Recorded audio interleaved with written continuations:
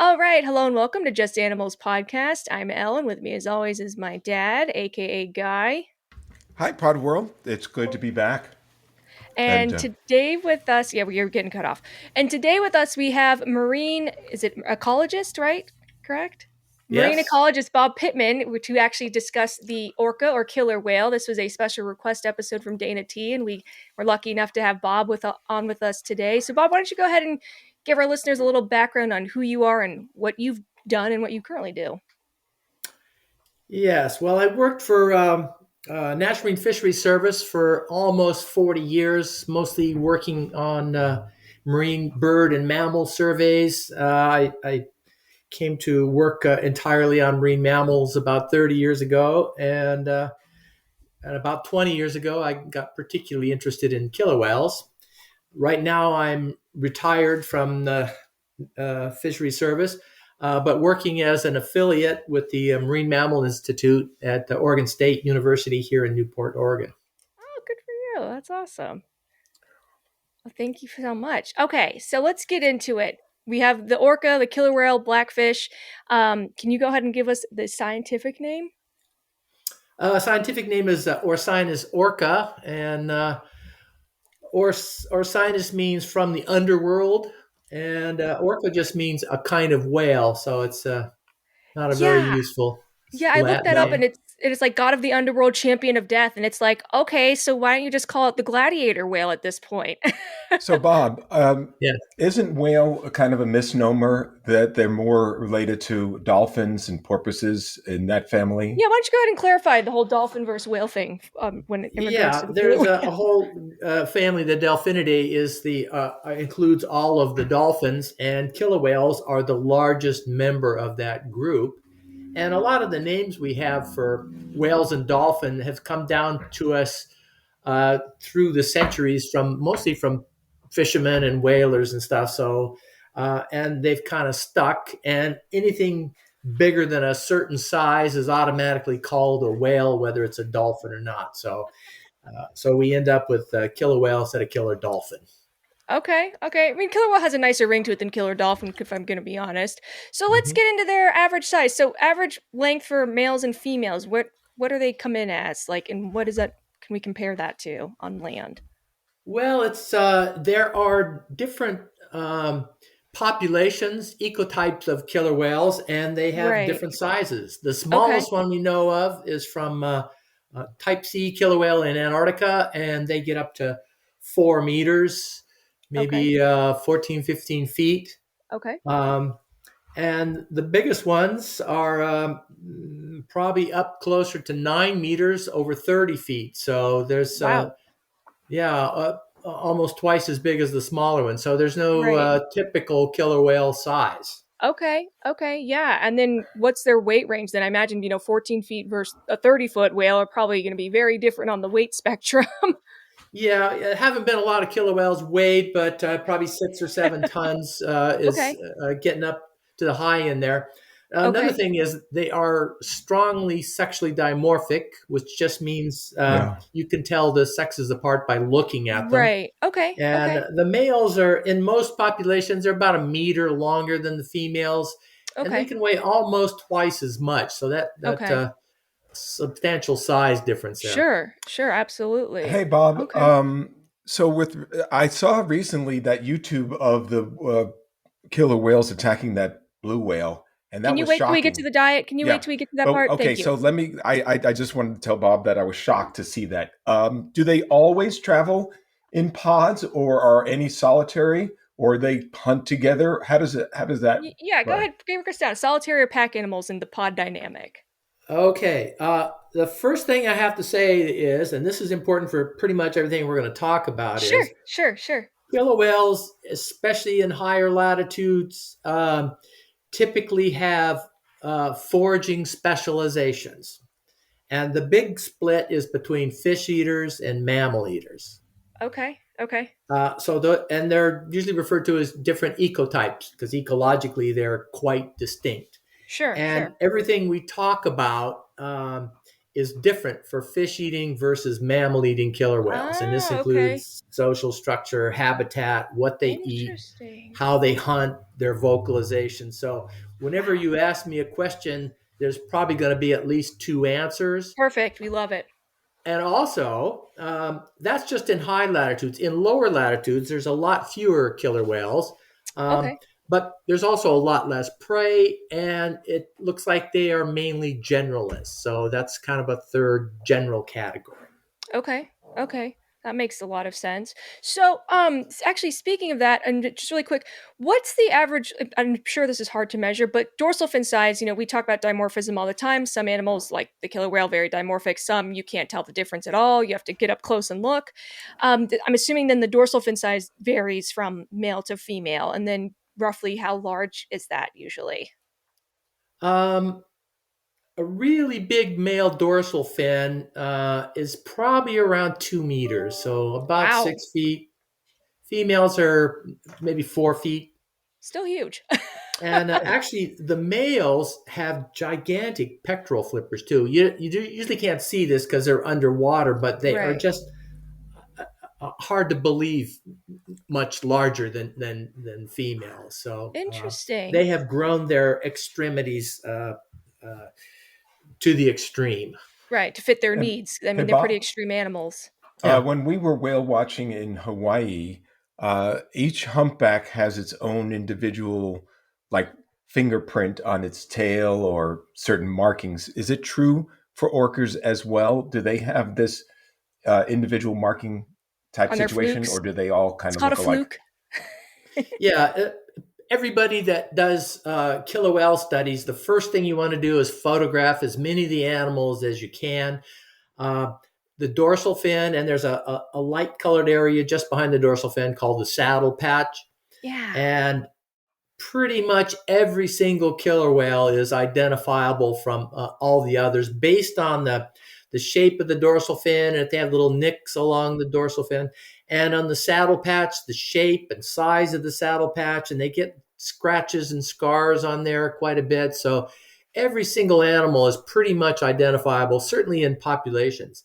And that usually goes with even the very young animals. For a while, you can tell them because of the female that they're traveling with, but by the time they're a year or so old, you know them because of their markings and stuff. So, Okay, so kind of in like the process spots of your and stuff. research when you worked for the government, did you tag any animals and track them with GPS, or you didn't? Was there any kind of project like that to find Yeah, their we migration?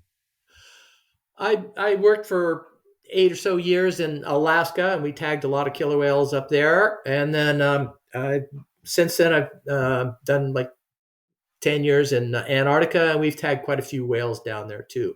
And these are satellite tags. So Okay. So, what's it, are they migratory like blue whales and humpback whales, um, or do they just follow the food chain? well, we know a lot more about Antarctica now. I would say the higher they are in latitude, the more likely they are to have seasonal movements. Partly because in Antarctica, for instance, they are so far south that a lot of their habitat freezes up, so they have to kind of move out with Right. that at the very Right. least.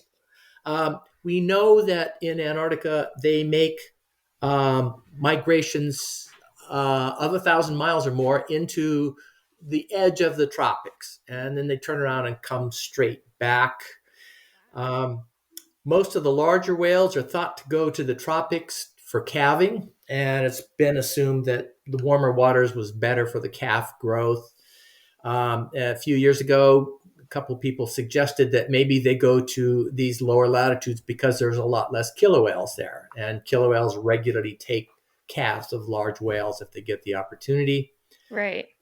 But we know from our tagging of killer whales that they go to the edge of the tropics, turn around, and come straight back. They don't spend any time there at all. If they had a calf, and they're traveling at high speed, if they had a calf, the calf couldn't keep up with them. And we have noticed that in Antarctica, for instance, they get a lot of diatoms on them, this yellow algae. It kind of discolors them. And whales and dolphins are kind of like humans. Instead of molting their skin all at once, they're constantly shedding their skin. Right, right. Uh, but if they're able to have their body covered with this algae, it means that they're not shedding their skin. So Eek. we suggested that in order to save heat, they don't pump blood out to out to their skin, and this means that they will save heat, but it means that they're not going to be able to shed their skin. So for younger animals, they aren't going to be able to grow. For adults, they're more open to disease. If they get scars and stuff, it's not going to heal. Eek. So we suggested that they're making these trips to the tropics just to shed their skin, and then they come back to Antarctica. Okay. And we That suggested makes this sense. might be the case for larger whales too, because Sure. they're big enough that um, they can go months without feeding. They might as well have a calf while they're there and have the benefits of being in warm water without killer whales around too. So Sure, So have you sure. ever noticed any fighting from? Wait, can you wait till we get to behavior? Let's Yeah, let's come on. Wait, there's an order here. Okay, really quick. So what's the average lifespan of a killer whale? I mean, they live almost as long as us, if I have that correct, right? yes, they live human lifespans. Okay. Most of the information we have on this kind of demographic information comes from the Northeast Pacific, Puget Sound area, Are those the urban around whales? Vancouver Island. So this our data may be biased because we're dealing with just one population, but we Sure. know that males live they can live 50 years, 60 years. Wow. Females can live 60 or 80 years, and there's at least one that's known to have been over 100. And organisms in really cold latitudes tend to live quite a bit Right. longer. So I wouldn't be surprised if Antarctic killer whales, regularly live to be 80 or 100 or more years. Okay. Okay. And then I read your paper on the McMurdo killer whales. Could you talk about the different color pattern and why you guys were researching if maybe they're a completely different species? That was like blowing my mind. We're kind of like on the cusp of these whales evolving into their own species, essentially. Yes, well, in the Southern Ocean, we have described 5 different ecotypes of killer whales now. Ecotypes, as I said, means that they just do things different as a population. Sure. They have different habitat, different prey, different feeding habits. They have different vocalizations, different demographics. They live to be different ages. Uh, that makes them different ecotypes. There are also different morphotypes, and that means morphologically they are different. And Okay. for Antarctic killer whales, that means their color pattern is quite different. You can tell at least 4 of the 5 apart very easily, and they they have different body lengths. As I say, the biggest ones are almost twice as big as the smallest ones. So Right. in the North Pacific, there are 3 different ecotypes, but they can be quite difficult to tell apart if you don't know them individually. The Sure. ecotypes, they're very difficult to tell apart. So they are ecotypes, but probably not so much morphotypes.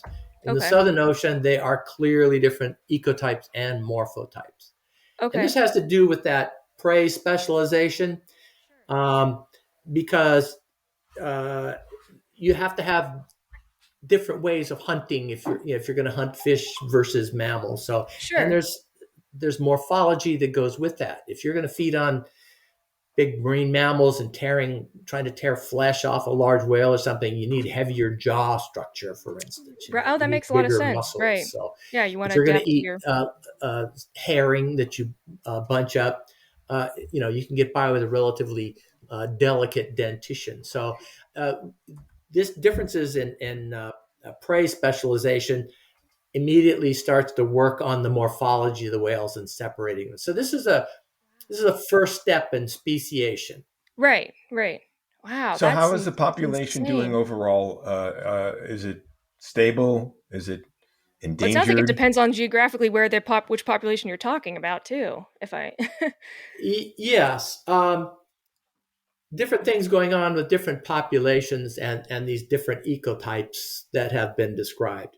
in general, the fish eaters are having a hard time of it because they're competing with us for Right. resources. A lot of like in the Pacific Northwest, they feed mostly on salmon, and we're having problems with overfishing and damming rivers, and it's playing out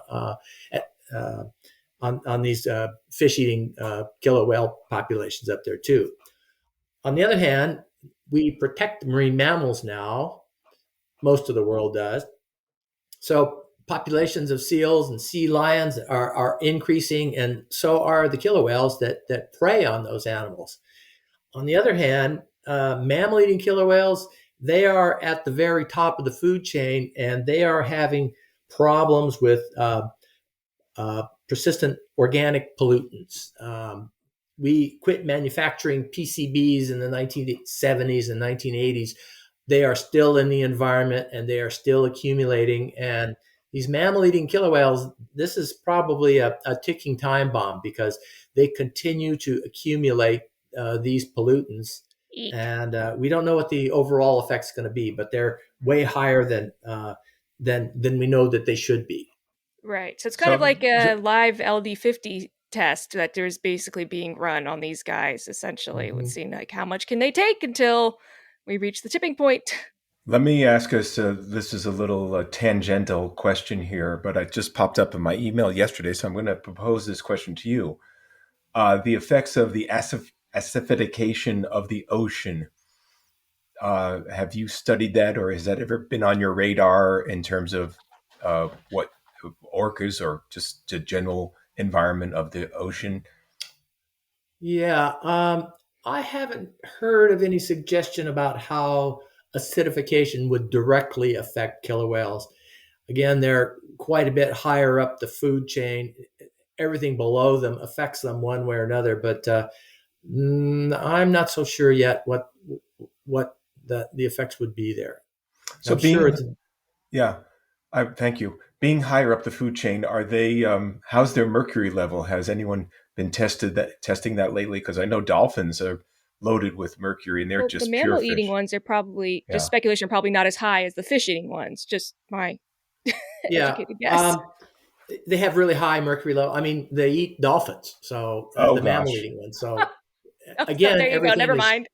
everything is collecting at the high end of the food chain there. So. Yeah, yikes. So, speaking of that, really quick, before we go into diet and hunting even further, where have you studied orcas? I mean, it sounds like you've been all the way to the top of the world and to the bottom of the world and everywhere in between, if I have that correct. And then, are there optimal water conditions that they prefer? Like, do they like murky water? Or do they like it when on a calmer day? Or what temperature are they most comfortable in? And again, I get that that's probably also a regional thing too, and geographic area range too, but just in general. Well, like I said, I've worked with them in the Aleutian Islands, in a couple places in Antarctica, and a fair amount in Australia, Western Australia. So cool. And they generally prefer water where food is abundant. Sure. And generally that's green water, murky, and okay. quite often cold. Okay. So that's where you'll find the most killer whales. On the other hand, when we work with them off Western Australia, off Ningaloo, it's crystal clear water, and I'm sure they like being able to see their potential prey, 50 meters away and gin clear water. So, right. Okay, interesting. Now, is it true that these guys will beach themselves to catch some prey? We're going to get to that. Hold on, we're going to get to that. We're going to get to like in just a second. So, All as right. far as their diet, which thank you for explaining that you've got like the fish-eating ones and then the mammal-eating ones. Can you go a little bit further into further detail about like pack ice killer whales in their diet, and are they a mammal one, and how they go about organizing their hunts and wave washing and all that fun stuff, if you will? Okay, so in Antarctic waters, we have described 4 different ecotypes. Mm-hmm. There's the type A, which is a kind of a standard-looking killer whale. Okay. And it lives in open waters. It doesn't go into the ice. Okay. And we have seen them mostly feeding on minke whales and elephant seals. Okay. And if they're chasing a minke whale and the minke whale goes into the fast ice, they just veer off and will have nothing to do with it. Okay. We have the bees. type B killer whales, and we a couple years ago split them into two types. There is a large type B, which we call pack ice killer whale, and Mm-hmm. it feeds almost entirely in fairly dense pack ice. And what they do is they swim through the ice floes, which is frozen seawater that's broken up into Right. chunks, Mm-hmm. and they spread out and they spy hop. They stick their head out of the Now, water what to is that look. behavior? Thank They you for look explaining onto that. the ice to see if there's any seals on the ice, because quite often the seals haul out during the daytime. And they swim along. If one of them finds a seal on the ice, it'll look at it a couple of times, and then it sinks below the surface for a short while, 30 seconds or so, comes back up and starts looking at it again. And within a couple of minutes, the whole rest of the group converges on that piece of ice, and they all take a look at the seal that's on the ice. And when we were doing our research, they were interested in Weddell seals, and they weren't interested in the much more abundant crab eater seals, for instance, which is why they had to take a look at the seals, because they had to identify. Oh, wow. Why do you think that is? Do you have a theory on that? Um, Killer whales are quite picky with their prey, I mean, they can afford to especially be. if It it's looks like. abundant. They will have their choice of seals, and Weddell seals are quite have a lot of fat on them. So I'm not sure why it is they like Weddell seals, but that's what they were interested in when we were there. So what they do is they're all take a look, and then at some point they decide either this is not one they want, in which case they all swim away and start spy hopping again, or they decide this is one they want.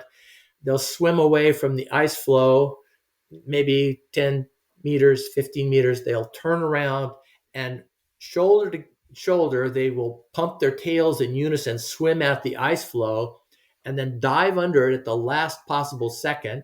And they all kick their tail up at the same time and create a wave and wash the seal off the ice floe. They dive under Wow. the ice, and they're waiting on the other side when the seal gets washed off. And quite often they can grab the seal right then, or if the seal jumps back out of the water and onto the ice floe, they'll repeat, and they'll do that until they get their seal. Wow. So the spy hopping, I mean, obviously you've seen that behavior. That's got to be wild to just see this big whale sticking its head out and, observing what's going on. I mean, how cool is that to see? Sorry to use that word cool, but how cool is that to see that like in behavior? That must have been awesome. It is, and when you're out in the small boat, sometimes they'll Oh, it's come probably over and spy scary. hop next to you, Oh, and you have to wonder, Yeah. do I look like a seal on an ice right. floe? So You Oh, look yeah, like a that must be tasty kind of morsel.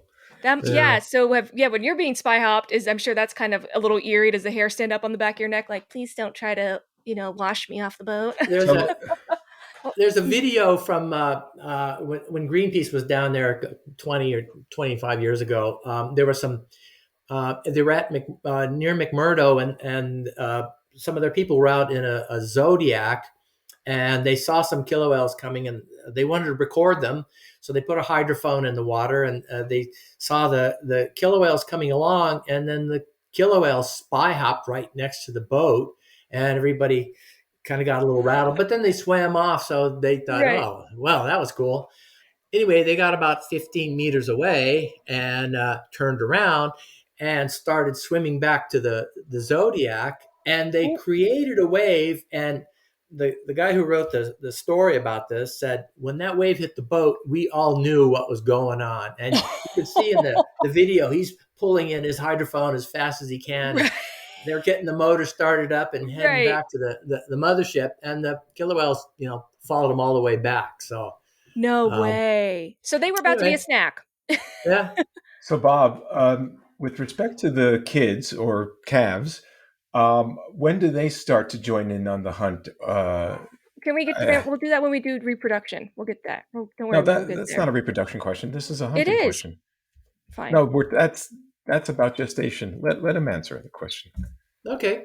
Yeah. It's not the very youngest calves. By the time they're a few months old, I think they're right in there next to mom. It's the females that are usually in charge of these attacks, and possibly because they have young to feed, they have more energetic demands on them than the males. And it's a it's interesting seeing these young calves. I mean, they're like these puppies running around out there. They're very excited about all this, and no matter how horrific the attack is, they've got a whale and they're ripping it apart or something, and here's these young calves running around excited about the whole thing. Sometimes they're running around with a chunk of blubber in their mouth and stuff, but this is how they learn to do it. This is how the mothers teach their offspring to do these attacks. So do the men just travel behind and wait for the women to make the kill, or do women bring back whale meat and say, "Here, I'm throwing you a bone," or how does that work, Bob?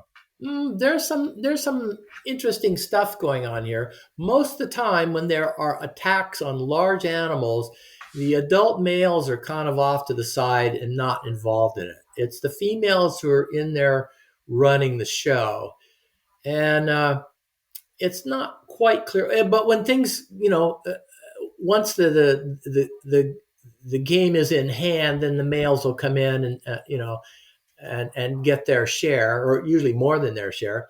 And it's not clear why. I've seen killer whales chasing like minke whales, which are very fast, and the females are up there chasing along with them, and the males can't keep up. The males are, Wow. because of these big appendages and stuff, Right. This gets into sexual selection. These males, this is like a peacock tail. It's good for attracting females, but as far as making a living in the open ocean, it's not very helpful. So I Its think the functionality males is not there. they aren't as good at being hunters. They're lovers. So I'm down with it. I'm down with that. Yeah. So they for the most part, sometimes they're involved, but generally not too much. If they're really hungry, maybe they're in there, but for the most part, you'll see them around on the sides, and the females will do all the work, and then he'll come in later and feed, and sometimes he'll drag off the carcass. It's kind of like lions, I was about to say, yeah, it Yeah. sounds very let the lion-like. females do the work, and then the male comes in and appropriates the. Right. I'm okay with that. So speaking of that, are there pods? What's the average? And I guess I'm sure they're ecotype dependent, but average pod size. And then is there a hierarchy in the pod? And as it seems like it's matriarchal society at some points, but then also maybe patriarchal. Is that also dependent on which specific population we're talking about? Okay, pod size, depends on the prey specialization, as Okay. you say. Right. Generally, fish eaters are in much larger groups. They can be Okay. 20, 30, 50. Depends on what kind of prey, what kind of fish they specialize on, for instance. Sure. Sure. Some of them catch individual fish. If you're a salmon eater, you catch them one by one. If you live in the North Atlantic and you're a herring feeder, you get big groups of killer whales, herd them up into a ball, and then they all kind of go in and take their turns feeding on this. So, but the mammal eaters in general are much smaller groups. Oh, and mammal eater group sizes are quite often 3, 5, 6, something that's like it. that. They can be more at times, especially if groups come together. Okay. If there's enough in the area and there's something big going on, you'll get groups come in, join in for a kill of a large prey otter. But pretty much it depends on what they're eating and what they're after. Okay. So then back to also their eating. I mean, I know that they've, like back to our fish eating ones, that they prey on great white sharks. It's probably the only thing that a great white shark is scared of. Can you tell us how they go about hunting them and what they do to them so that they can be a nice Yes. meal? Even within the general mammal and fish eating ecotypes, there are subdivisions, and there are some killer whale populations that seem to specialize on sharks Mm-hmm. or sharks and rays.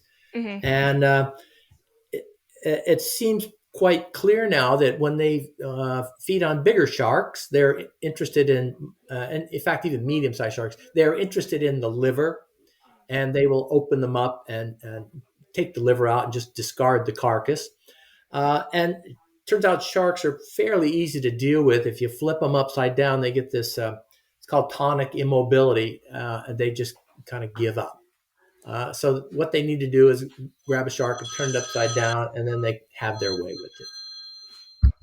And so, have you seen that behavior at all? Them just flipping a shark over and it's game time, or No, I have never seen that. okay, I've seen them okay, feed on a lot of other things, but never sharks. So okay. And then the mammal hunting ones. What seems to be? I mean, obviously there's specification, but besides like minke whales, what else do they eat? And then is it any particular part of the mammal that they like to go after? Like, with the shark, it's the liver. Is it with whales like their tongues or something? Or mhm. um, another way that killer whales are like humans is they have their preferred cuts of meat. Uh, and if they take down a large whale or even a minke whale, the tongue is the thing that they will invariably take out. If they're hungry and there's lots of them, they'll feed on a lot of other parts. But the tongue is the choice part. And if, for instance, off of Western Australia, they prey on humpback calves quite a bit. We saw them take 3 within 6 hours one day. Wow. And whoa, if they haven't eaten in a while, they will leave a skeleton behind. If the hunting is good, they'll take the calf and rip out the tongue and then go to the next one and just leave the carcass for the Wow. sharks. So, is there a typical population in a pod, or in terms of quantity, or does that vary?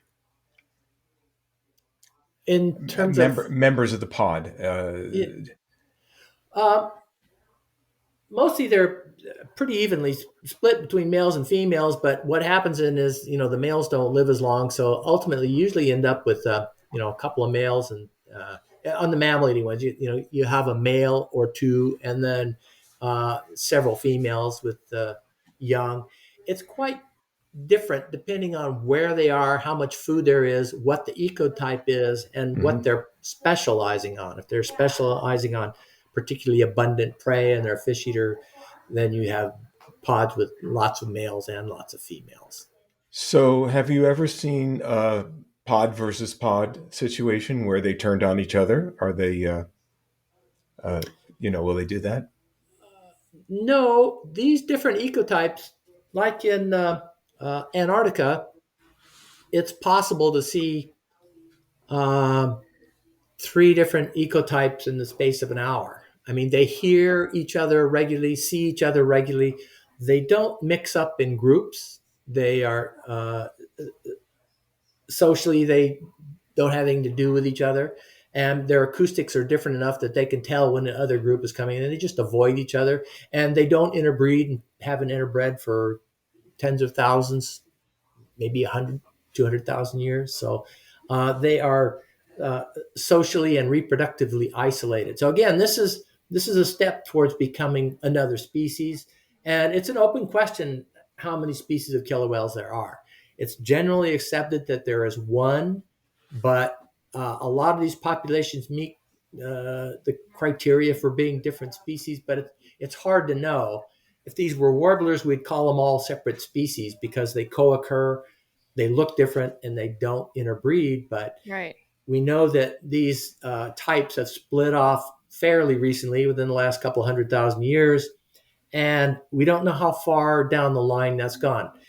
Just because they don't interbreed doesn't mean they couldn't interbreed. Okay. So here's Okay. two. Here are two opinion questions. Opinion question number one is: shouldn't National Geographic have Orca Week instead of Shark Week, because this is the apex predator to the apex predator? So that was question number one. I'll let It's you actually deal with Discovery that. Channel that does Shark Week, but that's okay. I like Orca Week. Sign me up. Yeah, you should run it. You should Yeah, lead it. We'll we'll you we'll should feel be the It, spokesperson. And number two, and this is might be a little controversial, these creatures should not be. It's kind of a mixed blessing, but with keeping them in captivity, they need to roam. These guys need a lot of. I'm sure they cover a lot of ground in a day. And what's your feeling? And this is, I know it's just your opinion. You're not expressing anybody else's opinion about keeping them. They look cute. They make stuffed animals, and one of them got Right. upset and I think ate a trainer or killed a trainer in Texas, if I'm not mistaken. You probably know better than I do. So I just want you to tell us what your opinion is, and you know, your mileage may vary. Yes. Killer whales. We had some killer whales here year before last, right out in front of our house, and they were heading up the bay looking for harbor seal pups. The next morning, and we took some pictures of them. The next morning, 100 miles south of here in Coos Bay, a friend called me up and said, "Hey, we just had some killer whales go by here." And I said, "Did you get some pictures?" Because he said there were two males, and that's what we had here. And he sent me the pictures, and they were the same two males.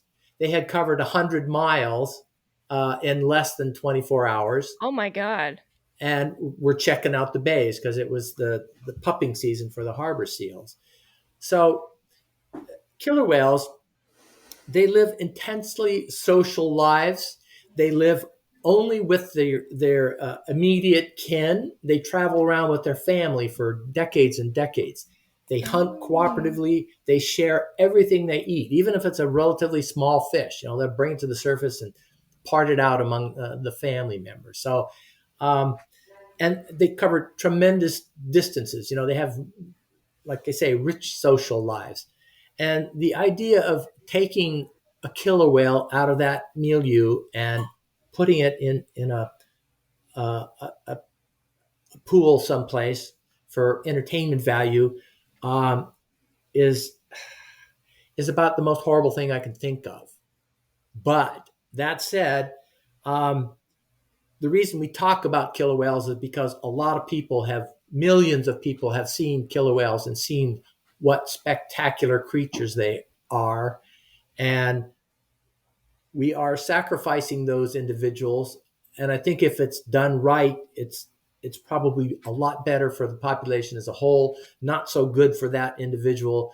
To me, again, if it's done right, and I haven't seen it done right yet, Mhm. uh, having killer whales in captivity for educational purposes versus merely entertainment, uh, I think it can be of great conservation benefit to killer whales and all marine mammals, actually. So anyway, it's a Okay, I appreciate your opinion, Yeah. and And then, I concur with your opinion. It's, yeah. you know, I used to like going to these places, yeah, I really used to SeaWorld. love to see Shamu, and then you Yeah, realize, and oh, but you think about, Shamu. it's got to be like not in jail. It's like being stuck in a closet for us. It's not even a Yeah. cell. It's. I mean, when you think about, they covered 100 miles in 20 less than 24 hours. These guys need to stretch their legs and roam, and that's what they do. And you're taking the essence. It's got to have some adverse, and especially a social animal that's used to being in a pod and isolating them. It's got to be, I don't know if there's any cognition in these animals. It's got to be torture for them. And it's surprising that more trainers haven't been hurt. But okay, we'll leave it there. Thank you for your So opinion. back to behavior. Oh yeah, so what I was going to ask too, we covered the spy hopping, but it also seems like they do like to play with their food in a sense. Like they'll, throw a seal around for a while and then they'll Yeah, I've finally seen eat it. that. Yeah, is that pretty typical? Them, especially if food is abundant, like, aha, we'll just throw this. We're gonna play catch with the seal carcass.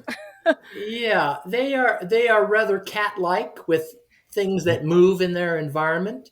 Okay. I've been in Antarctica and had killer whales around the boat chasing penguins, Oh. and they'll get a penguin and chase it for 20 minutes and come up behind it and knock it out of the water with their rostrum, and they'll switch off. Different individuals will come in, and then this penguin gets to where it's just like totally exhausted, and one of them will come up and take it in his mouth, give it a little squeeze, and leave it dead at the surface, and they'll just swim off.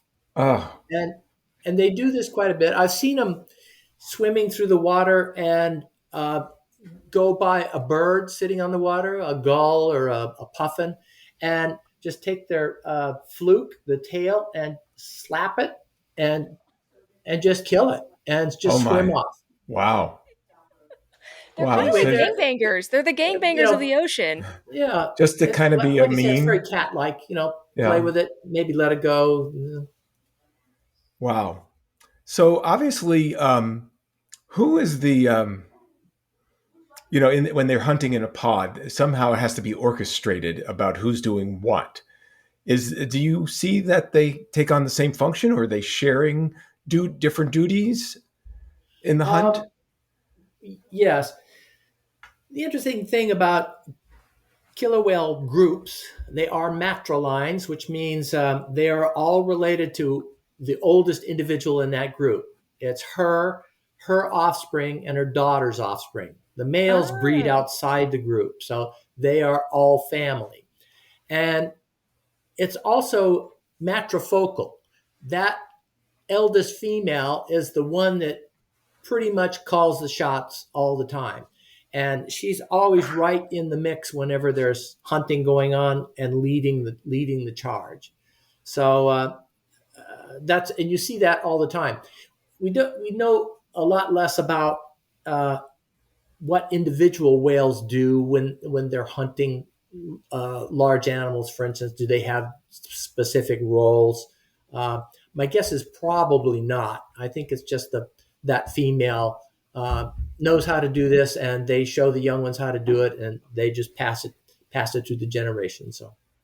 Oh yeah, speaking of that, just hunting, the beaching, the whales that beach themselves. Mhm. I'd always thought it was just the ones off of the coast of Argentina, but based off our prior conversation, it seemed like whales other places in the world do that too. And can you explain that? Yeah, they regularly do it in the Falkland Islands. There's a beach down there where the elephant seals come ashore to pup. And I was in Greenland a few years ago and talking to one of the tour guides there, and he was telling me that people had reported seeing this strand feeding. Killer whales will come in on a beach where there's especially pups of seals or sea lions playing in the surf, and actually beach themselves and grab the prey item and get itself back into the water by kind of humping up and down. So and this is pretty dangerous. I know in the Falklands at least one young animal came ashore and died because it couldn't get off the beach. So usually it's the adults that do it, and the young are right there alongside, learning how to do this tricky maneuver. Mm-hmm. Do they use their pectoral fins to get back into the water to push themselves backwards? Uh, the videos that I've seen, they just kind of hump, like a seal moving across Oh, the land. So yeah. Wow. That's so and try to crazy. get sideways a little bit so they can use their tail. But it's a pretty dangerous maneuver, but well worth it, I guess, if you're experienced and there's Are meat there to be any had. known attacks by orcas on humans that you know Are of? you Um, talking about in wild or captivity? You need to No, specify. not in captivity. We've yeah, discussed that in wild. not in the wild. Not they've sunk a few boats, small sailing boats, Yeah. and nobody's quite sure why. I think I think some boats maybe make squeaky noises or something, and Yeah. I'm not sure, but they have sunk a few boats. But then they don't bother the people when they're in the water. Uh, and there have been a couple of survival books written about people who went into the water and were adrift for a month or two after killer whales sank their boat. So um, there hasn't been a lot of these killer whales. They don't experiment around and just try everything that comes along. Like I say, with this prey specialization, they've got what they eat, and pretty much that's it. So that may be part of it.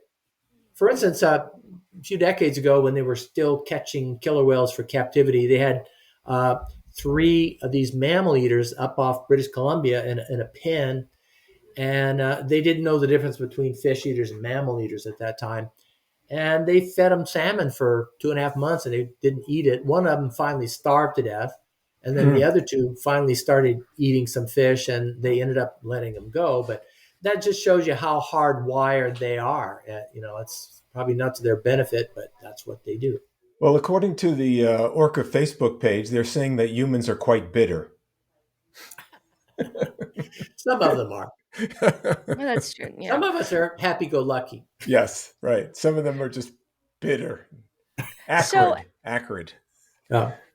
So what I was wondering too is that it seems that there seems to be like an orca culture or group identity, and that each whales moving into communication, each pod or group has its own dialect. So is it kind of like an accent, like they can tell, like, oh, that's the Australian pod, or that's that's the up northern Atlantic pod? Is that when they're passing each other, can they tell based off like their calls and whatnot? Yeah, I think the acoustics of killer whales is probably like our abilities to recognize people's faces. Mm-hmm. We know who the familiar people are. We know we know when we're outside of our own species. We know if Right. somebody's from Europe or Asia or something. So I think they've got a clear understanding of the killer whale community around them, and they know if they hear somebody new and different. They know Right. who they can and can't breed with. Right. If they're too closely related, their calls are going to be very similar. They Oh, got to be okay. different enough that they don't have to be concerned about inbreeding. Sure. So there's important information in all that acoustic stuff going on. Right. So yeah, so I see here that they do like clicks, whistles, and then they have their other call that's like as loud as a jet engine. I'm assuming that Mm-hmm. there's a specific purpose for each type of noise or vocalization that they make. If you could go Yeah, into they that a they little have bit. echolocation. They have echolocation clicks, Hmm. which for fish eating killer whales, they use it all the time. Right. That's their fish finder, and they can undoubtedly tell what species of salmon is out there. They can probably tell if it's a female, with eggs in it. There's probably, Wow. and they can tell how big it is. So um, they get a lot of information from that. They also have uh, uh, two other kinds of communication clicks or acoustics. They have whistles, which are kind of near distance communication. And then they have burst pulses, which is kind of long distance, the same thing, but basically communication with other killer whales. What is the Okay. gestation period of a killer Wait, can you whale? wait for a second? Hold on, I wasn't done. Oh, Um, sorry. no, and it seems so. And I'm assuming purpose of long distance versus short distance call. What would be the need or use for that if they do have those? Um, Probably 10 miles at least. Oh wow. Yeah, I have to tell you a story. We were out tagging some mammal eating killer whales off the Aleutian Islands one day, and there were a group of four. We put a tag on one, and then just like 30 seconds later, the whole group got up and started running very hard. And at first we thought, maybe we upset them with that tag, but we have tagged lots of whales, never seen that. So we decided just to stay with them. Right. And normally when killer whales get up and run fast, it's because they've heard something and they're headed somewhere. So it's usually good to stay with them and see what's going on. We stayed Sure. with them almost exactly 1 hour. They traveled at 10 knots. Hmm. So they covered just a little over 9 miles. At the end of that, they went straight to a minke whale, cow and calf. Now, minke whales are 22 feet or something like that. Um, they went straight to them. The female saw the killer whales and left. She has no defense against killer whales. Her only chance to get is to just leave as fast as she can and get away from them. So the killer whales circled around the calf for 30 seconds. The female, the matriarch, came up below it, rammed it from below, knocked it completely out of the water. They Oh took it wow. down, and that's the last we saw of it. So Wow. they fed on that calf for the next hour and a half. The point is, they heard a noise in the water over 9 miles away. They knew exactly what it was, and they knew exactly where it was, and they went straight That's to it. So that just insane. That's gives you, amazing. an idea about the predatory power of killer whales in the ocean. The other part of that is, while those fish-eating killer whales are echolocating all the time and freely chatting among themselves, these mammal-eating killer whales, most of their prey, all of their prey, has acute hearing capability. So they can't be going around echolocating. They can't even be chatting with each other. They probably have some Oh, cryptic call notes out to each other just to let each other know where they are. But most of the time, they are silent in the Mm. ocean. But when they hear something, they that's how they get most of their prey is they hear it and go to it. So no whereas kidding. the fish eaters are making noise all the time, these Right. mammal eating types are being very quiet. So, Okay. Bob, in Stealth mode. Fahrenheit, what was the coldest temperature you've ever been in? In the water? No, in water or air or on land, whatever. You've been to some Oh, crazy cold places. I don't know, McMurdo wind chill factor -50 or something. Oh, No God. thanks. Do you have any? You can't have any exposed skin in that kind of environment, right, Bob? No, in fact, you probably don't even want to go outside. When it blows like that, they just kind of cancel everything and everybody huddles up. Oh, But in Antarctica, because the it's salt water, the water temperature actually gets below freezing. Most of the time when you're down close to the ice, or it's sub freezing. So I think this is why it's important for killer whales, which are the smallest cetacean that regularly occurs in Antarctic waters, have to be concerned about heat loss. Because it's extremely cold. If you fell in the water there, it wouldn't take long for you to be a solid block of ice. ay.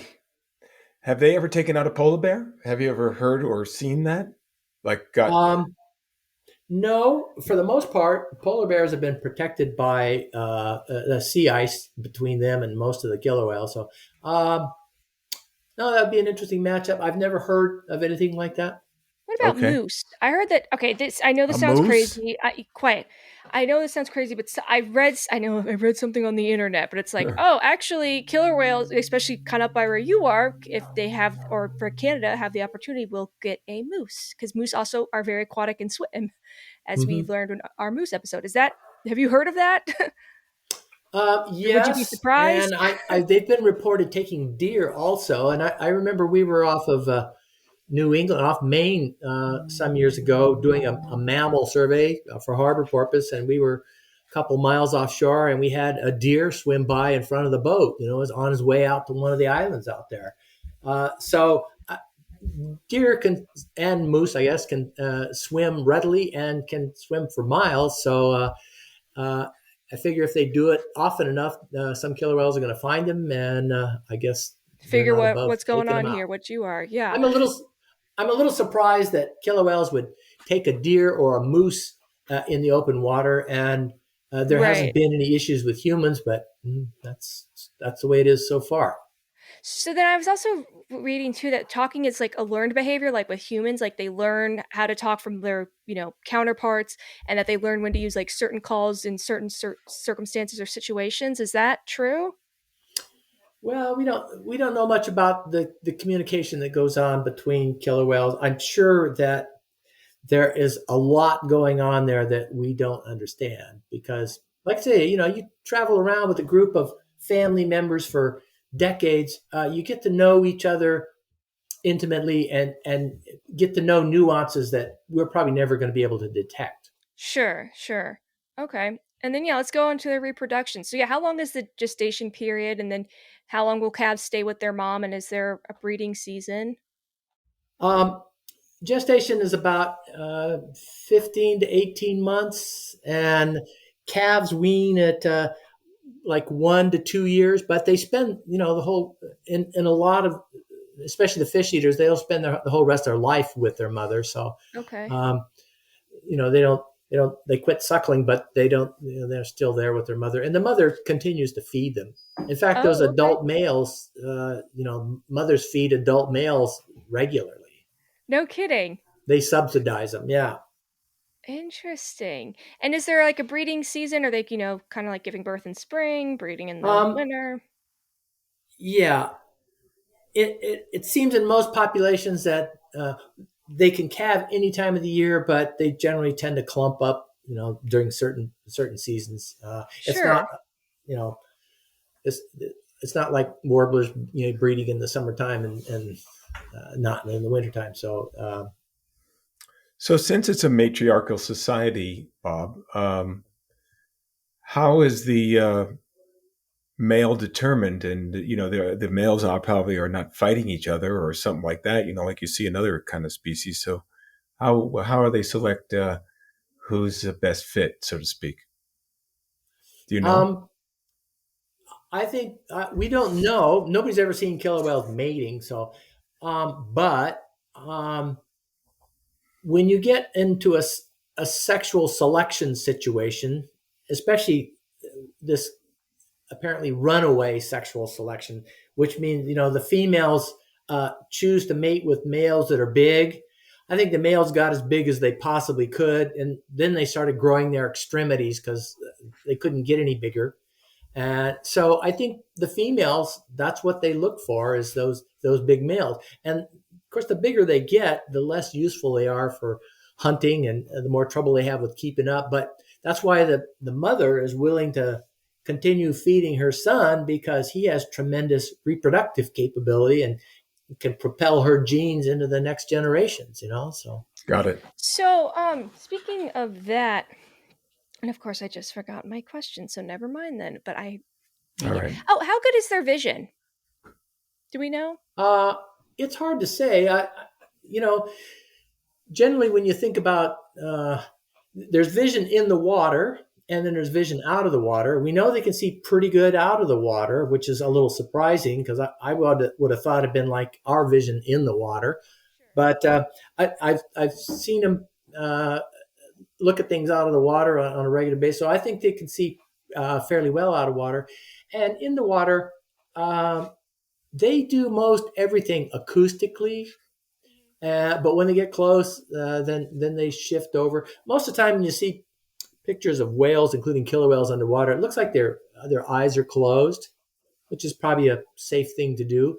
But if something shows up around them, like a photographer or something, you can see this wide open eye. And most of the time, when people do artwork of whales up, they always have this big wide open eye. But that's kind of almost a startled response. Most of Oh, the time, you can barely see that their eye is open. So okay. when they are hunting, it's all acoustic. Hmm. And I don't think they even need their eyes open, because they know what's Right. in front of them and around them. It's just that when they come in close, they've got to open their eyes to make sure that they're uh, grabbing the part that they want, for instance. Sure, sure. And then what I was gonna ask next was um oh yeah, so their intelligence, it seems that like they're pretty self-aware. Like, has that been determined yet? And like, can you tell us about the mirror study? And that they and whatnot, and they've got like the largest brain to like body ratio. I think they're like the second largest brain to body ratio in the animal kingdom or something like that. Yeah.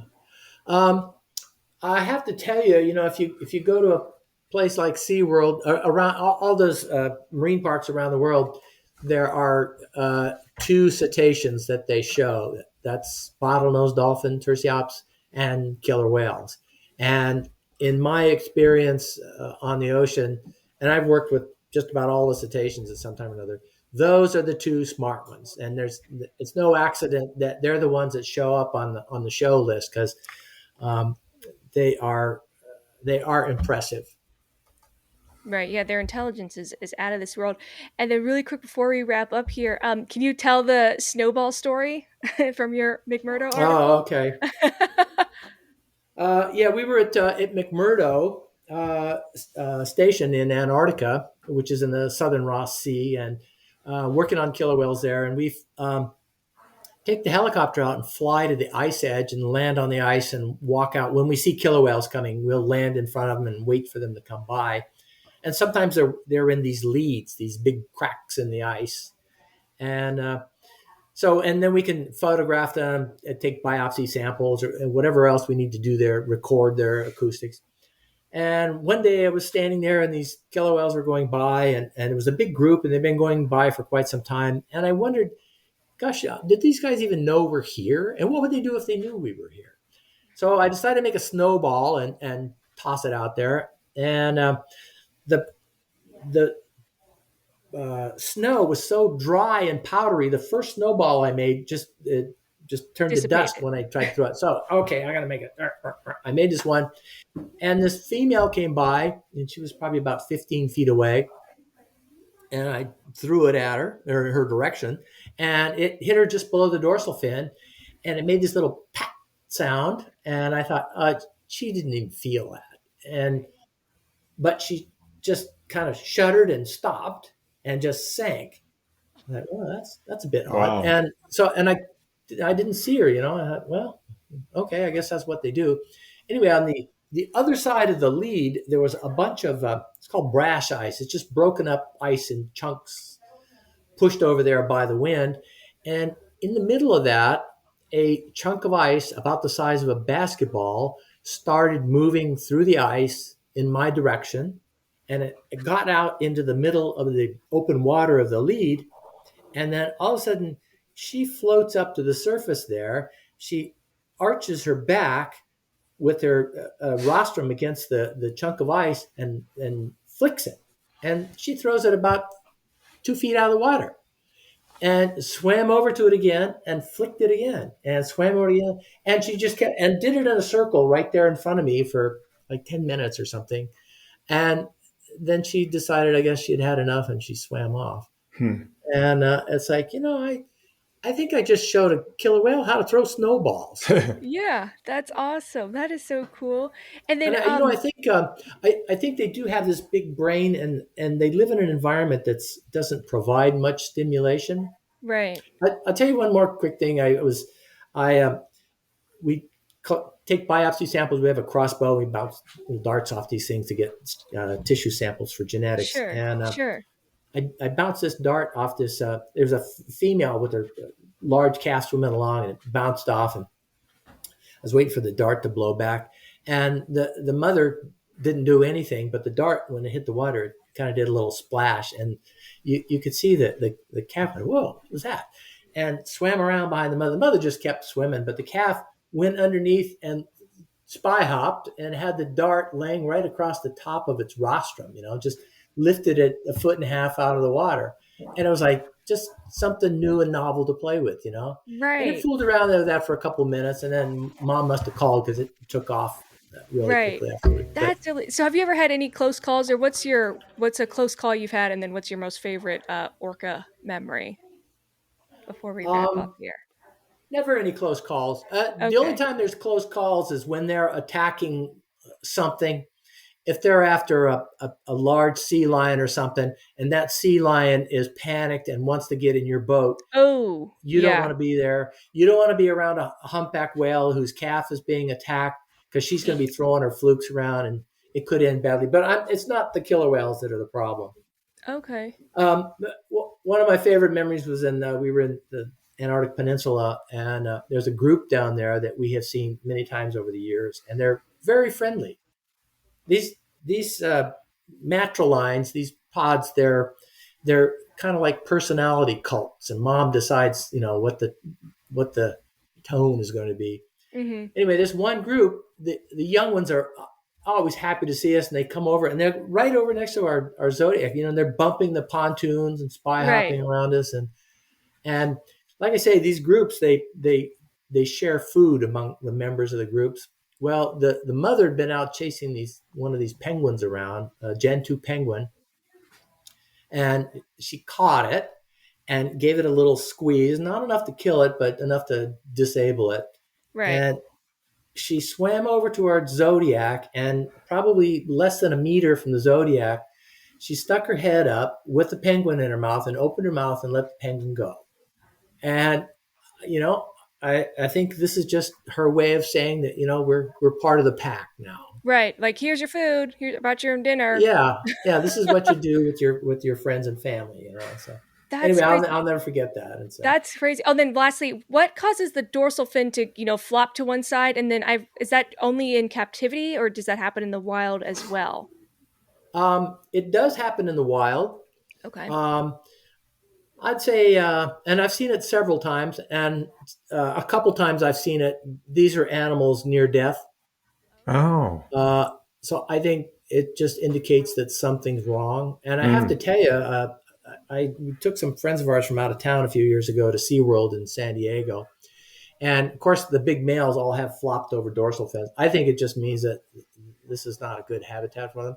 But when you come out in all the shows, they have these gift shops now. Like when you walk through airports, Right. the duty free shop, and they had thousands of different sizes of these stuffed killer whales, and they all had their Shamu. dorsal fins flopped over. And it Oh, was kind because of like their way of saying, "Oh, it's normal." that's they're trying to normalize it. All right, we Yeah. better let Bob go. Oh, Bob, you have okay. been a wonderful Thank you guest. so much for your knowledge, Bob. This was I'm looking fantastic. forward to seeing you on Orca Week on Nat Yeah. Geo, and I'm going to pitch that for you the next time I'm down in LA, Orca Week, because Yeah.